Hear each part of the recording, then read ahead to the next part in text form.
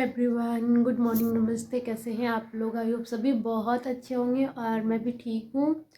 और आज अभी मेरी बाबू जो है ना, दिव्यांशी बाबू सो रही है। उसका तेल मालिश मैंने सुबह किया था तो अभी तक वो सो रही है और अभी 7:30 बज चुका है। मैं अभी थोड़ा कपड़ा वगैरह चेंज कर ली हूँ क्योंकि हर रोज़ नहाना इस टाइम में पॉसिबल नहीं है, इसलिए मैं आज थोड़ा सा ऐसे ही फेस वगैरह धो करके कपड़ा चेंज कर ली हूँ। और मैं डिसाइड नहीं कर पा रही थी कि मैं व्लॉग करूँ या ना करूँ। बिल्कुल भी ऐसा मोमेंट में ना बिल्कुल भी कुछ अच्छा नहीं लगता है शूट करना, दिखाना। चाची सासू माँ जो है अब वो इस दुनिया में नहीं रही। बात को आज 3 दिन बीत चुके हैं। तो मैं सोच रही थी कि पता नहीं मैं व्लॉग करूँ या ना करूँ, तो फिर मैं सोची कि चलो करती हूँ। तो आज देख सकते हैं मैं बाल वगैरह भी कुछ भी नहीं बनाई हूँ, जैसे तैसे मेरा मतलब परसों का ही जो बाल बंधा हुआ है मेरा वैसे ही है। और शायद अभी 10 दिन ऐसे बांधना भी नहीं है, ना खोलना है ऐसे, ना तेल देना है सर में। तो ऐसे सारा चीज़ फॉलो करना पड़ता है इस टाइम में मतलब। और फिर जो खाना भी बनता है वो पूरा प्लेन सादा सिंपल बनता है। मैं सोचती हूँ आप लोग तो मेरी एक फैमिली की तरह हैं और सबके साथ ये बीतता है। कोई हमारा अपना जब छोड़ के चला जाता है तो हम उसके याद में ये 12 से 13 दिन कैसे निकालते हैं, कितना सिंपल तरीके से निकालते। दिव्यांशी बाबू, यहाँ पे दिव्यांशी बाबू सो रही है। इसका तेल मालिश जैसे हुआ वैसे आराम से अपना नींद मार रही है, आराम से नींद मार रही है दिव्यांशी।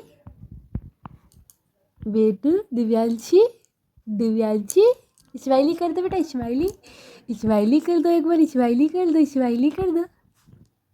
तो यहाँ पे दीबू बाबू सो रही थी और मैं आ गई हूँ अपने छोटा सा किचन गार्डन में। यहाँ से मैं बैगन तोड़ लेती हूँ और यहाँ का व्यू तो क्या ही मैं बताऊँ। जब मैं घर पे आई थी ना, एकदम जंगल सा हो गया है बहुत ज़्यादा। चारों तरफ पेड़ पौधे ही हो गए हैं, कहीं फिल्टर एक भी नहीं था। पौधा जितना भी है सारा सब्जी का ही लगा हुआ था, जिसकी वजह से ना पूरा घर जंगल जंगल सा पीछे की तरफ लग रहा था। तो यहाँ पे मैं बैगन तोड़ लाई हूँ। बैगन ना मेरा जो है ना इस बार बहुत बैगन फला। अभी भी बहुत ज़्यादा बैगन जो है ना पौधे में लगी हुई थी, लेकिन मुझे जितना का ज़रूरत था मैंने उतना ही तोड़ा। और यहाँ पे मैं कढ़ाई गरम करके मैं कढ़ाई नीचे उतार दी हूँ, क्योंकि जो मैं सब्ज़ी अभी छौंकूँगी ना, तो ऐसा कहते हैं कि इस टाइम पे जो सब्ज़ी का छौंकने का आवाज़ है ना वो नहीं होना चाहिए। तो इसीलिए मैं कढ़ाई को नीचे उतार दी थी और फिर इसमें ना मेथी का फ़ौरन डाली और इसमें मैं डाली थी मसाला। मैंने इसमें कुछ भी नहीं, सिर्फ मिर्च और जीरा धनिया पीसी हूँ। लहसुन और जो होता है ना प्याज, ये सब खाने का नहीं होता है, तो इसमें मैंने 3 चीज़ ही डाला था। और क्योंकि अभी बैगन की सब्ज़ी हल्दी भी इसमें नहीं डलती है, हल्दी भी मैं नहीं डाली थी। और बस इसी तरह से मुझे बनाना है सब्ज़ी। ये सब्ज़ी भी बहुत काफ़ी टेस्टी लगी थी। हम लोगों ने सोचा था कि नहीं लगेगा, और इस तरह से ही करीब 3 दिन से यही परंपरा चल रही है, इतना सिंपल सिंपल खाना बनाने का।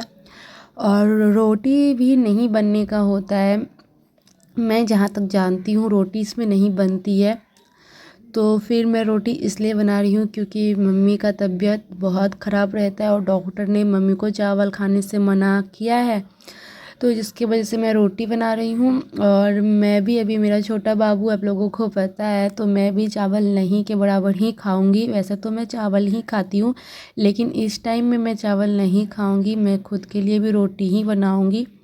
और वैसे ही ठंड का मौसम अभी आ रहा है और इसमें नहीं खाना चाहिए, ऐसे मानते हैं कि रोटी नहीं खाना चाहिए, लेकिन हम लोग मजबूर हैं। रोटी ना खाएंगे तो फिर भूखे तो रहना नहीं, कुछ ना तो कुछ खा के दिन पार करना है। और ये देखिए सब्जी, सिंपल सादा सब्जी यहाँ पे रेडी था और रोटी भी मैंने बना ली। फिर आराध्या को यहाँ पे खाना था मैगी, मम्मा मैगी बना दो। और यहाँ पे बहन भी रेडी हो गई है कॉलेज जाने के लिए, मैंने इसको नाश्ता दिया। और फिर उसके बाद यहाँ पे मैं दोबारा से चाय बना रही हूँ। एक बार सुबह में मैंने चाय बना दिया था, अभी जैसे ही मेरा नाश्ता बना तो मम्मी बोली चाय बनाने के लिए, तो मैं आ गई फिर से किचन में। चाय और बाबू का एक तरफ मैगी रखा हुआ है, तो मैगी हो गया था। अभी हल्का सा ठंडा हो जाएगा, मैं दे दूँगी बाबू को खाने के लिए, वो खा करके चली जाएगी अपना स्कूल। और फिर यहाँ पे अभी उसको रेडी भी करना है आराध्या को। और फिर यहाँ पे चाय हो गया था तो मैं चाय दे देती हूँ, एक पतिदेव को, एक मम्मी को। और फिर इधर मैं ना दूध भी आ गया था, दूध भी मैं उबालने के लिए चढ़ा दी हूँ। तो यहाँ देख सकते हैं कितना ये जब भी बाल बंधवाने में ना इतना ज़्यादा नाटक इसका होता है ना कि मैं क्या ही बताऊँ। और अभी मेरा पूरा रूम बिखरा पड़ा है, मुझे रूम भी अभी सेट करना है, पूरा बिछावन सब बिछाना है। तो मैं देखती हूँ बाबू को किसी को दूंगी।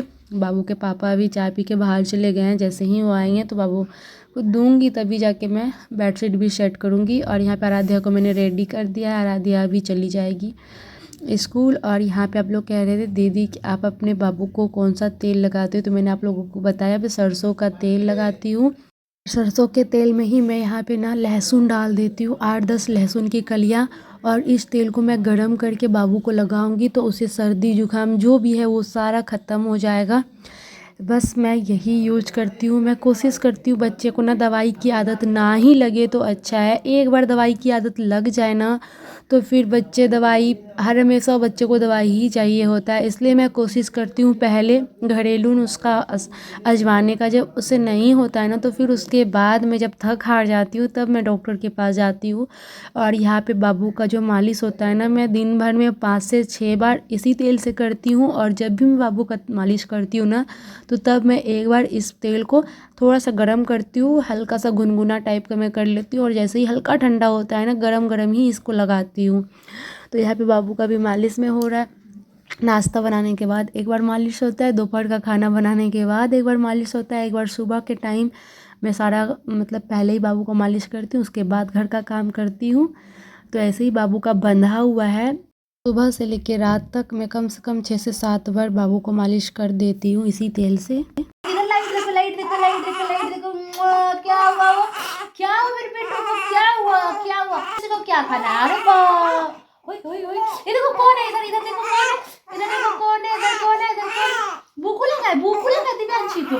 जोर से भूखू लगा है। हाँ, कहाँ है दिव्यांशी के पापा? आइए तो, आइए तो जरा, दिव्यांशी को भूखू भूखू लगा है। आइए तो, घुमू घुमू जाएगी दिव्यांशी, घुमू घुमू जाएगी दिव्यांशी बाबू, घुमू जाएगी, घुमू। जल्दी से लेके जाइए मेरे देबू बाबू को, देबू बाबू को घुमू लेके जाइए, घुमू घुमू जाएगी। यहाँ पे हो गई है बाबू के साथ थोड़ा मस्ती। और तब तक बाबू सो चुकी थी। तेल भी मालिश मैंने किया, उसके बाद तेल पाउडर करने के बाद मैं आ गई हूँ दोबारा से किचन में। भी मैं बनाऊँगी दोपहर का खाना। सिंपल मैं खाना बना रही हूँ, दाल चावल और आलू की भुंजिया। तो एक साइड में दाल रख देती हूँ बिना हल्दी का और दूसरे साइड में चावल चढ़ा देती हूँ। तो दाल मैं यहाँ पे अरहर की बना रही हूँ। पतिदेव चले गए अपने काम पर और मम्मी सिलाई कर रही है। बाबू को सुलाकर डायरेक्ट मैं किचन में आई हूँ। जल्दी जल्दी बाबू को उठने से पहले मुझे खाना रेडी करना है। तो मैंने यहाँ पे दाल में कुछ भी नहीं डाला है, बस दाल डाली हूँ और नमक और हरी मिर्च। और उसके बाद मैंने 1 चम्मच तेल डाल के कुकर का ढक्कन लगा दिया। जैसे ही 5-6 सीटी आएगी तब तक मैं इधर चावल धो करके लेते आई थी, चावल डाल देती हूँ। और इधर चावल जब तक पक रही है ना तब तक मैं आलू की भुंजिया काट लेती हूँ फटाफट से। बाबू उठ जाएगी ना तो फिर मुझे दौड़ के फटाक से बाबू के पास जाना पड़ेगा। और इधर मैं ऐसे ही अपना काम करती हूँ। आराध्या जाती है 9, साढ़े 9 बजे जाती है वो अपना स्कूल, और 2 बजे आती है। तो अभी बाबू को आने में, आराध्या को आने में टाइम है। तब तक मैं अपना काम फिनिश कर लेती हूँ जो भी है। और फिर पतिदेव भी खाना खाने के लिए आ जाएंगे। तो इधर मेरा दाल हो चुका है और चावल लगने में भी टाइम है। बस सुबह में मैंने जैसे किया था बस मुझे अभी भी वैसे ही करना है। कढ़ाई को थोड़ा गर्म किया तेल को और फिर नीचे उतार ली, उसमें फ़ोरन डाल दिया है ताकि फ़ोरन का जो ना आवाज़ जो होती है ना, छन सा आवाज़, वो नहीं आना चाहिए इस टाइम में, ऐसा कहते हैं। तो इसी तरह 10 दिन तक, जब तक 10 ग्राम नहीं होगी ना तो ऐसे ही खाना बनेगा। लहसुन प्याज हल्दी की खाना बनेगी। और यहाँ पे मैंने नमक डाल दिया है। आलू की भुजिया इधर पकने देती हूँ। तब तक मेरा चावल हो गया था। मैं अब चावल का पानी जो है ना पसा लेती हूँ, मतलब माड़ पसा लेती हूँ। और जैसे ही मेरा यहाँ पे माड़ हो जाएगा ना, चावल मैं बना रही हूँ अपनी बहन के लिए, पतिदेव के लिए। और हल्का फुल्का गरम गरम होगा तो मैं भी खा लूँगी। थोड़ा बहुत, उतना नहीं खाती हूँ, बस हल्का सा खा लेती हूँ बस मन को। और यहाँ पे ना तब तक बाबू उठ के बहुत ज़्यादा रो रही थी तो मैं फटाक से रूम में गई और बाबू को लेके आई। ऐसे तो मेरा सारा खाना कंप्लीट हो चुका है, बस आलू की भुंजिया रेडी होने के लिए बाकी है। आलू की भुजिया तो मैं बाबू को गोद में भी रख के कर लूँगी, क्योंकि देखिए माँ होती है ना, तो माँ को सारा आइडिया होता है कि मैं कैसे क्या करूँ। ये देखिए इसको गोदी में इतना मन लगता है ना कि गोदी में आते ही चुप हो जाएगी। और अगर देखिए कि ना अगल बगल कोई भी नहीं जब जगेगी तो ये रोना स्टार्ट कर देती है। और फिर उसके बाद ना मैं चने दाल का चटनी भी बनाई थी। ये देखिए दाल चावल कितना सादा सादा लग रहा है ना। आलू की भुजिया इधर बनाई हूँ। आलू की भुजिया बहुत ज़्यादा मैं लाल कर दी थी ना, तो फिर पता नहीं चल रहा था। वैसे भी दाल चावल, आलू की भुजिया, चटनी और पतिदेव को अचार चाहिए थी, तो मैंने निकाल दिया मम्मी का खाना। और फिर उसके बाद जो बर्तन था वो सारा बर्तन मैं धोने के लिए चली गई थी। धो करके बर्तन लेते आई हूँ। अब कर रही हूँ मैं किचन की सफाई। फटाफट से मैं किचन की सफाई कर लेती हूँ।